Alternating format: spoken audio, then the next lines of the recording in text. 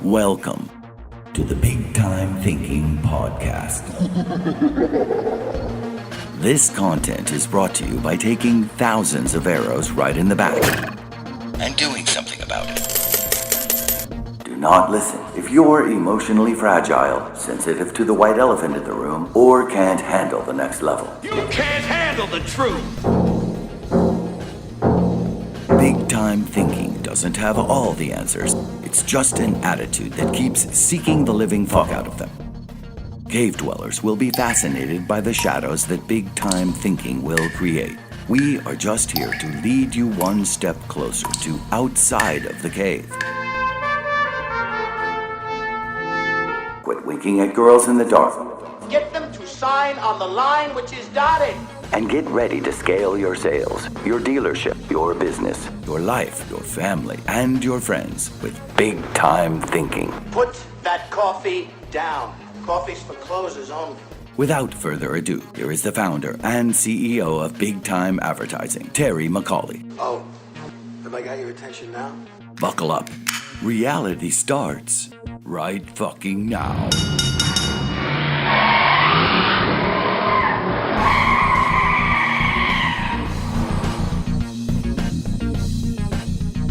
All right, man, we're back and better than ever. Welcome back.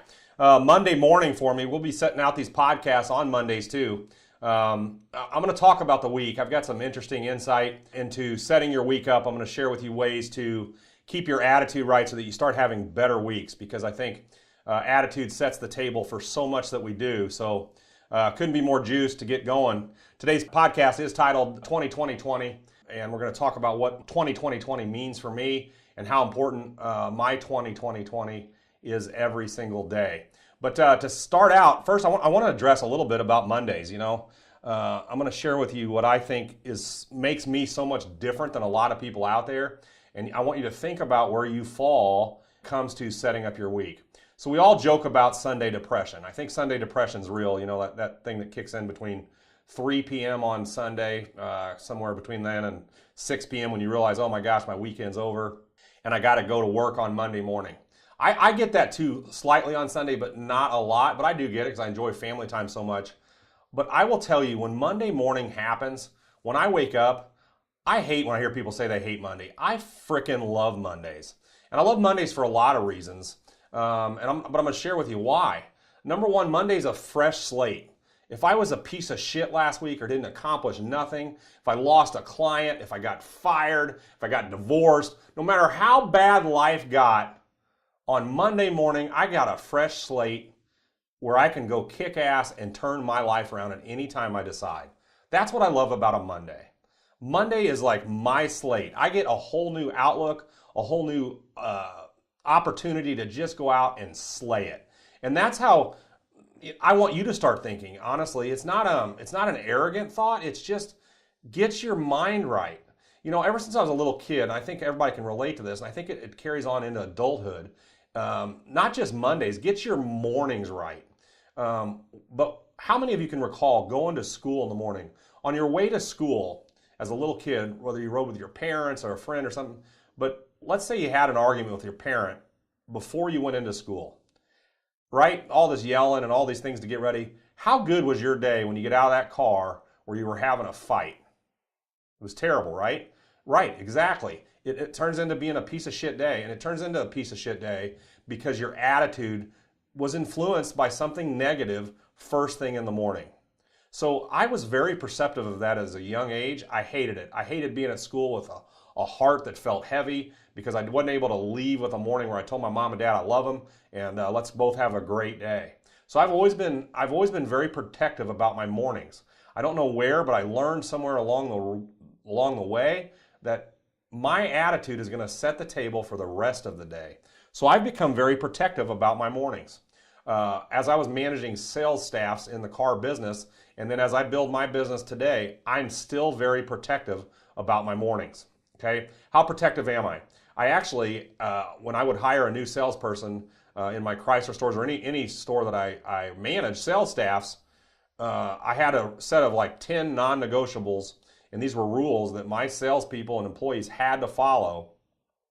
And number one on the list, and at first when I hired people, they probably thought, man, this guy's a dick, and they didn't understand it, but I was dead serious about it.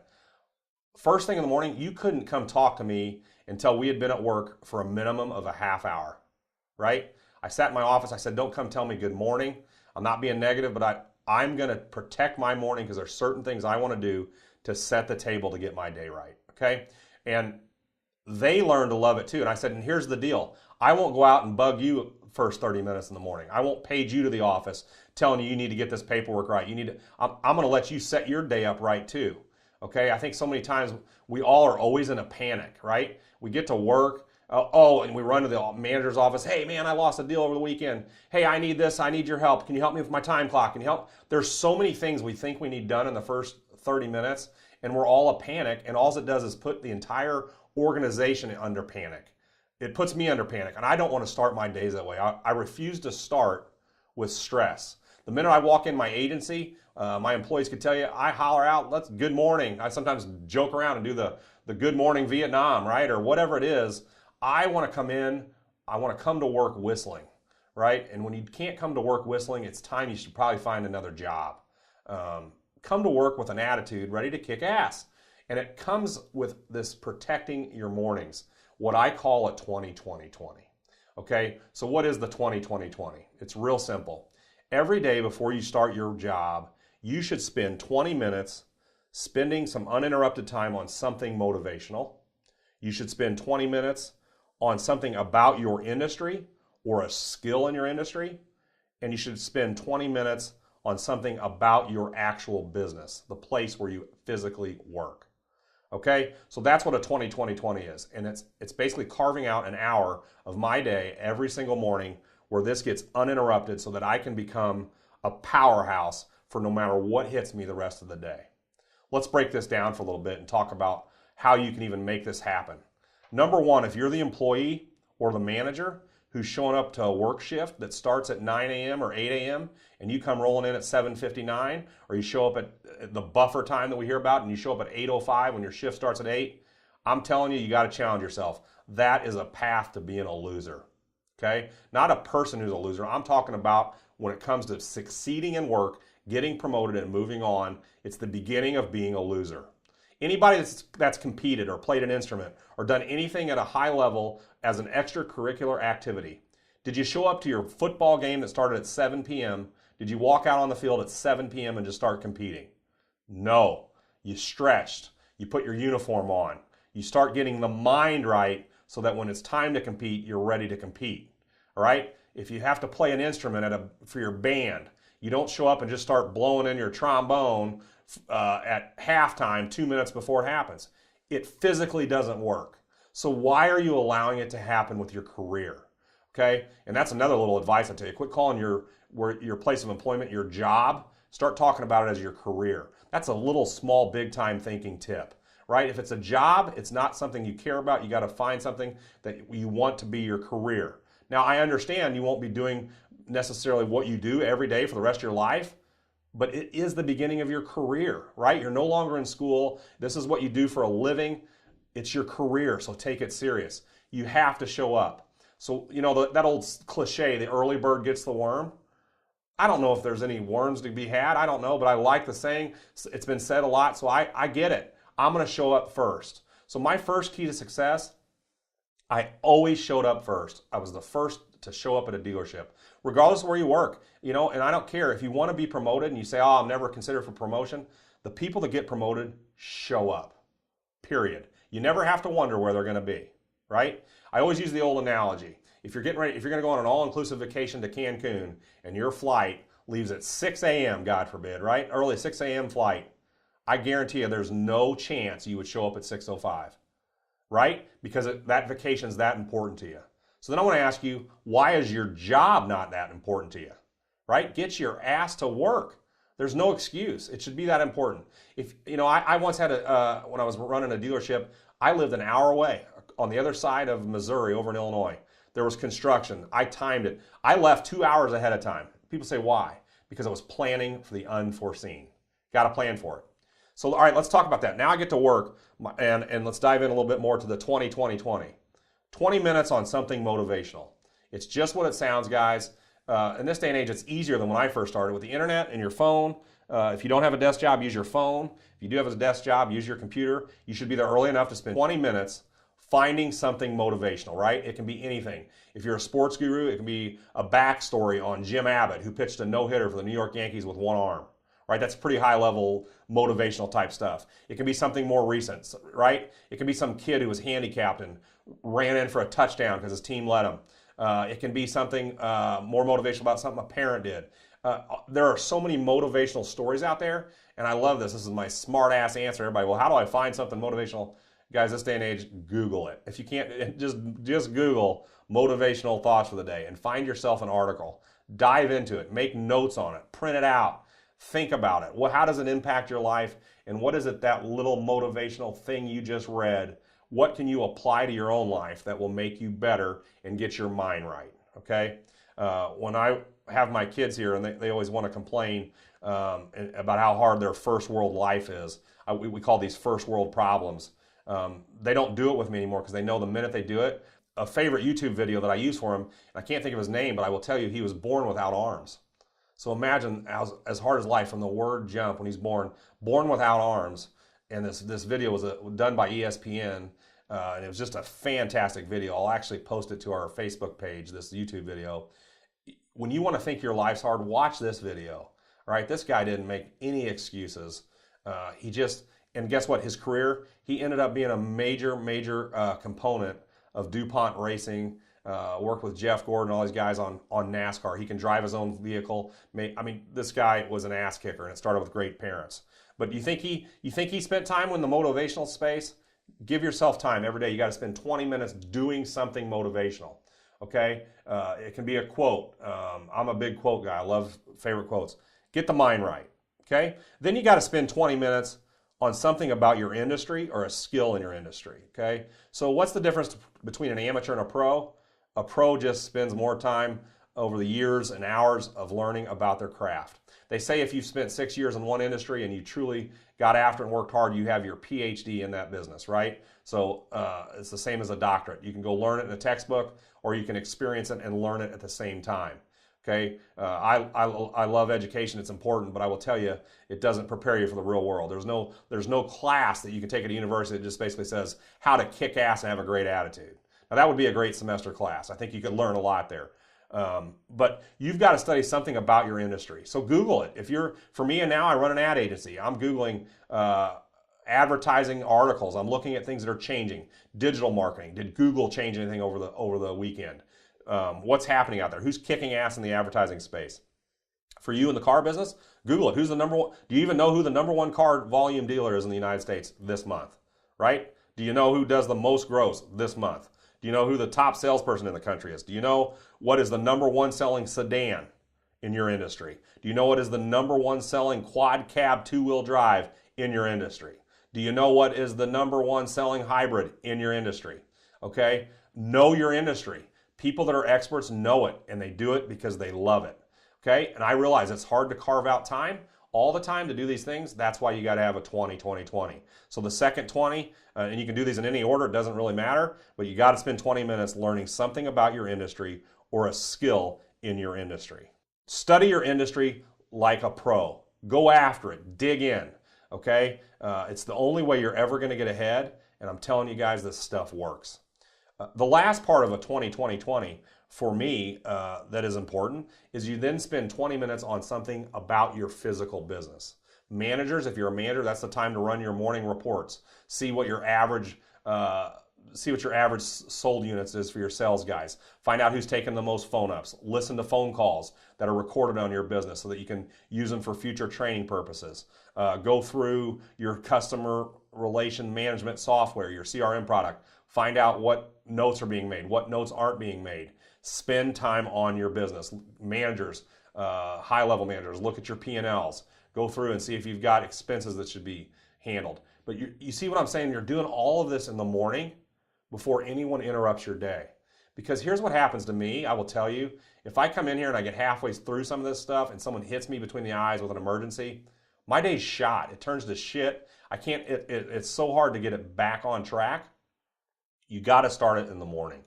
Okay?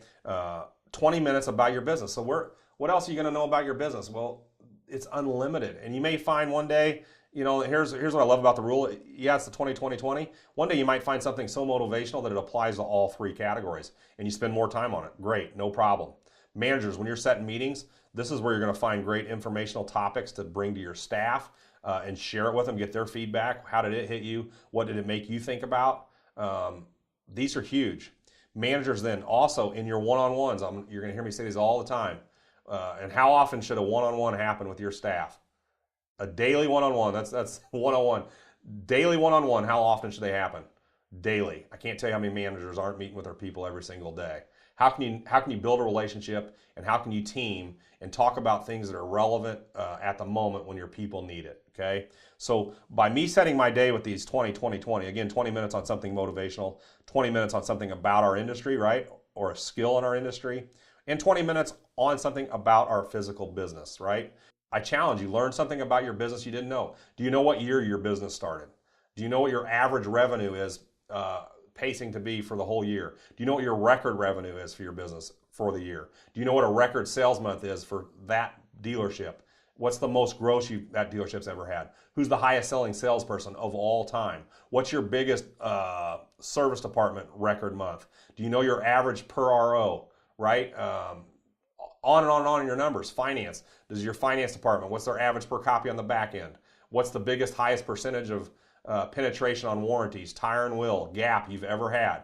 Do you have those things known and memorized in your head so that when you sit in front of other people, you know your business, right? So for me in our advertising business, I have some numbers I always want to know. I know exactly how many clients we have. I know exactly how much billing we're averaging. I know what my record month is on revenue. I know what my record month is on expenses, God forbid, when they get too high.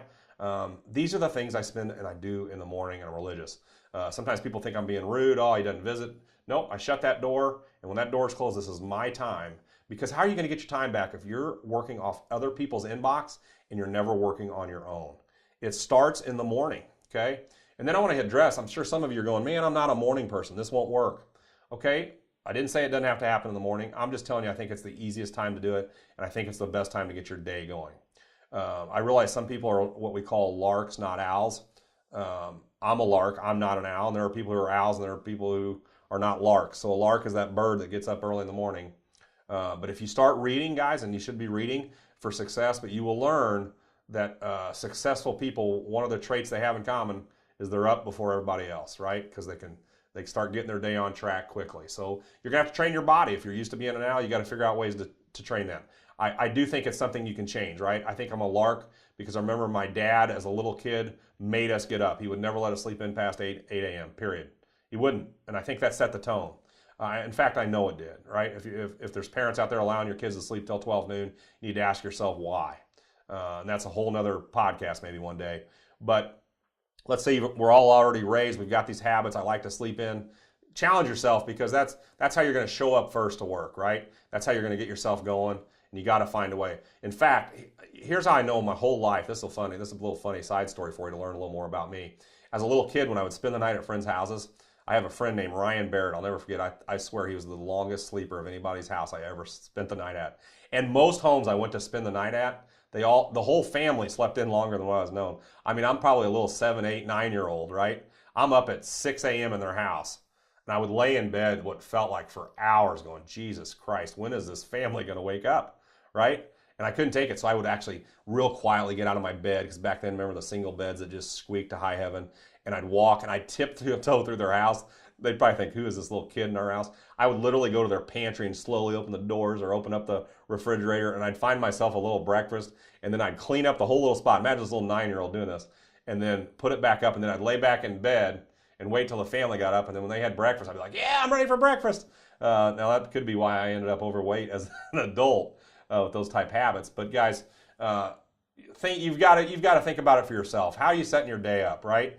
Even on your days off, like you can apply this to your family, someone who's retired, okay, or someone who's blessed to be able to stay-at-home mom, if you're one of those, or a stay-at-home dad, all right? You should still be applying these 20-20-20s to your day, right? So, and I'll hit it for you. If I'm a stay-at-home, 20 minutes, something motivational, something that just makes you be better at what you do today. 20 minutes about your industry or a skill in your industry. Oh, I just stay at home. There are no skills. No, bull crap. How do I become better at cleaning my house, running it on a schedule, having meal preps, caravans, all these different things that you can run and learn about being better at what you do. Then you can also learn about your business. What's your business? It's your family. Start talking about where you got family and issues. Do you discuss the white elephant? Do you have an environment where people can communicate and feel open with their feelings? So I'm not going to spend a ton of time there, but I think that's enough. The 2020 guys, for me, is one of my golden secrets. I'm excited to share it with everybody because it sets the stage for your whole week. Quit being one of these people who wakes up, I hate Monday. And if you're surrounded with people, when you get around the little huddle, and what's a huddle? Guys, I call a huddle when there's 2 or 3 employees gathered at any organization, a business, or a dealership. When there's 2 or 3 huddled, I call that a huddle. And what's funny about a huddle is I call that the research and development department. No one's ever standing around going, man, I love Mondays. Man, our boss pays us too much money. Man, I can't believe how awesome this organization is. Gosh, can you believe how great my boss is? I love when he tells me to clock out for lunch, right? No, that's not what's going on in huddles. Get yourself out of huddles unless you're around people who are speaking positive about life and how to make you better. That's the key. We all know it as little kids. Our parents told us, hey, you're as good as someone you surround yourself with. Well, they're in your organization somewhere, and that's who you need to huddle with and team with. You're not a snob. You can be nice to the people you know are negative, but protect your mornings. When you get there, if someone tells you, hey, you need to go move 2 cars, say, no problem, I'll get right to it as soon as I'm done with these things. And then get yourself back to your 20. It's got to become a non-negotiable. Quit letting people interrupt your day, and you've got to protect it like it's the most sacred thing you've ever been given. Okay? And that's the key. This is one of those non-negotiables. I'm very protective about this. All right? So for me at the house, my 20 might start in the morning with a cup of coffee on my back porch this morning. It happened to be a cool morning for a change in June, which felt great. I embraced it. It was motivational for me, just hearing the birds chirp, watching my dog go do its thing. But then I get my phone out and I Googled and I read something motivational. Okay, I like to look to sports figures for the backstories when I know someone's working hard, and there's plenty of them out there. I won't bore you with those, but I love a comeback story for me. I love someone who's told they can't do something and the accomplishment is achieved. I will tell you, my son just hit his first home run in high school over the weekend. That was motivational for me to experience that. What is the lesson? How can I apply it for me today? What is going to be my first home run in this business? So I'm always looking for first. It starts with the 20. I can't hammer it at you enough. And guys, I realize it's going to take time to make this a habit. So commit yourself when you're sitting down. Hey, this is something I'm going to do in June and make it a better month. Tell yourself, I'm going to make this a habit. 20. I'm going to spend 20 minutes on something motivational. I'm going to spend 20 minutes on something about my industry or a skill, right? So you got to work at different skills. If I got to write thank you notes and I'm not a good writer and I have bad grammar, work at it. If you don't work at it, it won't become better. Think about the guy born with no arms. How could he learn to do this stuff? He had to work at it. It can't come naturally. But he doesn't have I quit in his vocabulary. Okay? So keep plugging at something. If you're not good at showing up to work on time, that's a skill, maybe work at it. Become the first there. Be the one that makes the cup of coffee and greeting people as they walk in. Guys, I will tell you, there's a simple consistency in successful businesses I've been around, and watching the winners that stick around, the ones who get promoted and the ones that go on to own their own businesses. They're the first to get there and they're the last to leave, and they have a great fucking attitude. All right? And I cuss there for emphasis. They got a great fucking attitude. Right? And no one is going to change their attitude. Period. Okay? If you become something like that, because I will tell you, enthusiasm is a force multiplier, right? It's fun to be around someone with enthusiasm and a great attitude who doesn't let anything ruin his day. Guys, it starts with a 20. Just the opposite. I promise you, if you get to work and you get your ass chewed out within the first 5 minutes by a boss, how's your day going to go? It's going to go terrible. You want to know how you avoid getting chewed out by a boss? Show up first thing in the morning, say good morning. Go for a walk. If you got a dealership, go organize the keys. You can do it out on the lot if you have to. If your task right when you get there is you got to key up all the cars or you got to go line something up, go do it. But get your mind off what you're doing and spend time on these 20. All right? That's the majority of what I wanted to cover this morning. It's a Monday morning. I am purposely going to be releasing these podcasts on Monday mornings. And I'll tell you why. because I love Mondays and I want you to start loving Mondays. I want it to be something that you look forward to. So guys, time it. You'll be seeing my Big Time Thinking podcast coming out on Monday mornings. We have officially launched our podcast, so we're excited about that. They're going to be coming out every Monday morning, okay? With that being said, I need you to do me a favor. I'm learning more about these podcasts, how we get it out to mass people. I'm sharing this for free because of real enthusiasm. I want people to grow their life. If you work in cleanup department, I want you to figure out how to become the manager of the cleanup department. I want you to scale your life to where you're an ass kicker and someone who loves getting up in the morning, right? So let's do that. And one way to share it is to get this information out. I need you to share the podcast in all your social spaces. Okay, you can find us on iTunes. You can find us on Spotify for you Droid users. We'll get into that one day. If you're not the iPhone, it doesn't matter. I really don't care. But share it. Comment on it, right? I mean it. I'm going to start having some great guests on these shows, people I work around. I'm going to try to share as much content for you. When I go out and meet people, I'm going to just document my life for you, and I'm going to put it all out there. I'm going to stay vulnerable. But do me a favor. Share it, like it, go to iTunes, go to Spotify. I need you to download these, even if you don't listen to it. They monitor how many downloads. I want to scale it up there. I don't know what the limit is, but I sure would love to build this, and I can't do it without you. Let's do it together. If you're struggling with something at work, something you want to address, shoot it at me. If I said something this morning, 20 that relates to you, tell us on social space how it relates. And if I said something you disagree with and we want to have a little argument, and let me tell you something, I love a good argument. I'm one of those people who can separate arguments being personal as opposed to something that helps us all grow, right? That's what this whole podcast will always be about. That is big time thinking to a core. I want big time thinkers. I want to create a world where we quit pointing fingers at each other all the time. I know the world, we could use a lot more of this, right? We all have political views. We all have religious views. But I'll tell you, at the end of the day, I love everybody, right? And we'll talk about that down the road. But with big time thinking, applying things like 20, and you going out and sharing and liking all these podcasts, we will grow this. We've got the website built out at bigtimethinking.com. You can go in there and join the Big Time Think Tank, where we'll send out newsletters with announcements and things going on like that. I will never spam you. My deal is maximum one email a week, okay? With that being said, thanks for listening. I truly appreciate it. I hope you go out. I hope you kick some fucking ass this week. Become a winner. Sell one more than you thought you could, right? Take one more phone up than you thought you could. And do me a favor. Apply this 20. You're going to spend 20 minutes every single day on something motivational that gets your juices flowing. You're going to spend 20 minutes on something about your industry or a skill in your industry, and 20 minutes on something about your business. Guys and gals, you can do it. We can become better business people. We can do it together. And I'm going to tell you right now, I'm juiced to go have a great week. I hope you are. Thanks for listening to Big Time Thinking. Thanks again for listening. It's Big Time Thinking. I'll see all of you and hear all of you in this world next Monday.